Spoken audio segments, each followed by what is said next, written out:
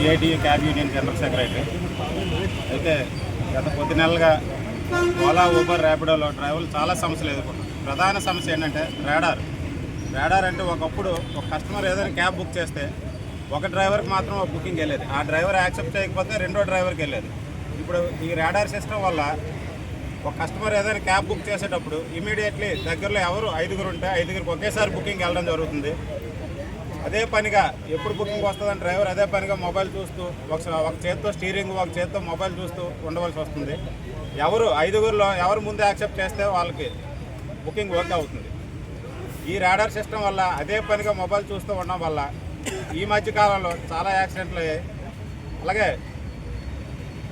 ఈ radar system వచ్చిన దాని నుంచి ప్రతి ఒక్క డ్రైవర్ కూడా 12 గంటలు ఆన్లైన్లో ఉండి డ్యూటీ చేసే డ్రైవరు ఇప్పుడు అదే పనిగా మొబైల్ చూస్తూ ఉండడం వల్ల తలనొప్పి రావడం, కళ్ళంటి నీరు కారుతూ ఉండడం వల్ల కేవలం 5-8 గంటలు మాత్రమే డ్యూటీ చేయగలుగుతున్నారు.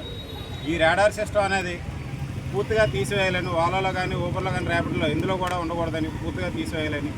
అలాగే కొత్తగా ఈ రీఛార్జ్ విషయం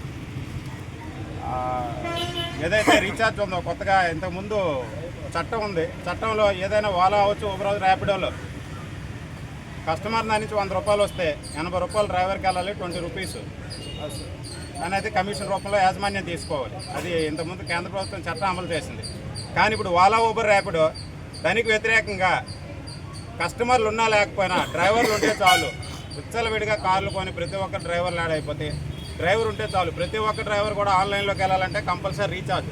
ఎందుకంటే కస్టమర్ దగ్గర నుంచి రావాల్సిన యాజమాన్యానికి ఇన్కమ్ అనేది డ్రైవర్ నుంచి వచ్చే విధంగా ప్రతి ఒక్కరు కూడా రీఛార్జ్ చేసుకునే విధంగా రీఛార్జ్ ఆప్షన్ కొత్తగా తీసుకొచ్చింది. ఆల్రెడీ కేంద్ర ప్రభుత్వం చట్టం ఆల్రెడీ ఉంది. కమిషన్ అనేది కస్టమర్ దగ్గర నుంచి రావాలి తప్ప డ్రైవర్ దగ్గర నుంచి కాదు. కారు మాది, పెట్టుబడి మాది, కష్టం మాది, డీజిల్ మాది, దానికి అయ్యే మెయింటెనెన్స్ ఖర్చులు మాయి, అన్నీ మాయే. ఇప్పుడు యాజమాన్యాన్ని పోషించే బాధ్యత కూడా మా పైన పడింది. ఈ కమిషన్ రూపంగా అనేది కూడా ఏదైతే కమిషన్ కొత్తగా అమల్లో తీసుకొచ్చారో కమిషన్ కూడా తీసివేయాలని చెప్పేసి మేము కోరుతున్నాం.